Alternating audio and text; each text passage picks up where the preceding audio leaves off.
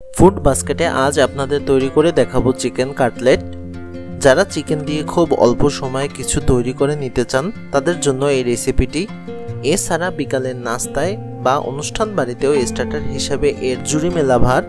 So খুব অল্প উপকরণ দিয়েই আজ আপনাদের তৈরি করে দেখাবো চিকেন কাটলেট। প্রথমেই আমি নিয়ে নিচ্ছি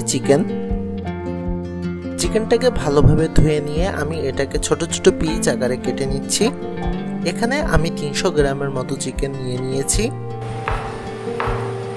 এবার চিকেনটাকে আমি ব্লেন্ড করে নিব। ব্লেন্ড করা হয়ে গেলে এবার চিকেনটাকে নামিয়ে নিয়ে কাটলেটের ইনগ্রেডিয়েন্টগুলো অ্যাড করছি। প্রথমে কেটে নিচ্ছি পেঁয়াজ কুচি। আমি এখানে 1 কাপ পরিমাণ পেঁয়াজ কুচি কেটে নিয়েছি।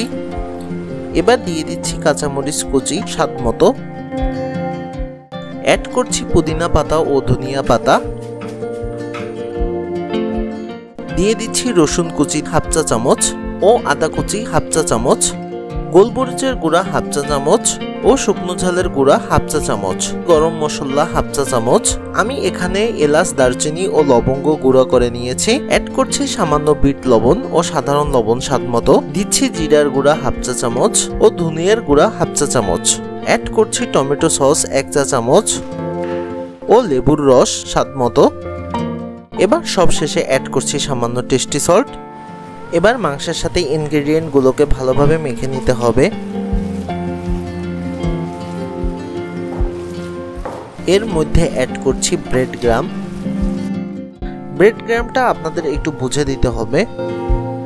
ব্রেড গ্রাম মাংসের কিমাটাকে বাইন্ডিং এর কাজ করবে। আমি এখানে প্রায় 2 চা চামচ ব্রেড গ্রাম দিয়ে দিয়েছি। এর মধ্যে কিমাটাকে আমি 4টি ভাগে ভাগ করে নিয়েছি। এবার এগুলোকে কাটলেটের শেপে তৈরি করে নিব।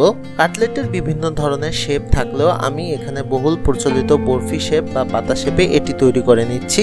প্রথমে হাতে তেল মেখে নিয়ে আমি কিমাটাকে একটু চ্যাপ্টা করে নিব। এবার এটাকে কর্নফ্লাওয়ারে ভালোভাবে চেপে নিয়ে ছুরির সাহায্যে কাটলেটের পাশ থেকে চেপে এগুলোকে তৈরি করে নিব। দেখতেই পাচ্ছেন আমি এগুলোকে কিভাবে তৈরি করে নিয়েছি। এক এক করে আমি বাকিগুলোকেও তৈরি করে নিব। একটু সময় নিয়ে এগুলোকে একটু চেপে চেপে কর্নফ্লাওয়ার দিয়ে কাটলেটগুলোকে তৈরি করে নিতে হবে। এই পর্যায়ে কাটলেটগুলোকে কোট করে নেবার পালা। নিচ্ছি একটি ডিমটাকে আমি ভালোভাবে একটু লবণ দিয়ে ফেটিয়ে নিয়েছি। এক এক করে কাটলেটগুলোকে ডিমে চুবিয়ে নিয়ে আমি ব্রেড গ্রামে কোট করে নিচ্ছি।